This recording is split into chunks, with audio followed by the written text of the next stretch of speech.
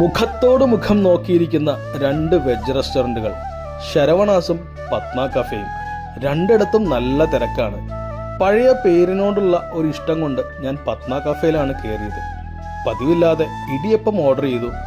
വാഴയിലേക്ക് വെച്ച് നല്ല ഭംഗിയായിട്ടായിരുന്നു പ്രസന്റേഷൻ. ഇടിയപ്പത്തിന് നല്ല സ്വാദും ഉണ്ടായിരുന്നു, നല്ല സോഫ്റ്റും ആയിരുന്നു. പിന്നെ എടുത്തു പറയേണ്ടത് ഇവരുടെ ഈ സ്റ്റ്യൂ ആണ്. അടുത്ത കാലത്തൊന്നും ഞാൻ ഇത്രയും നല്ലൊരു സ്റ്റ്യൂ കഴിച്ചിട്ടേയില്ല.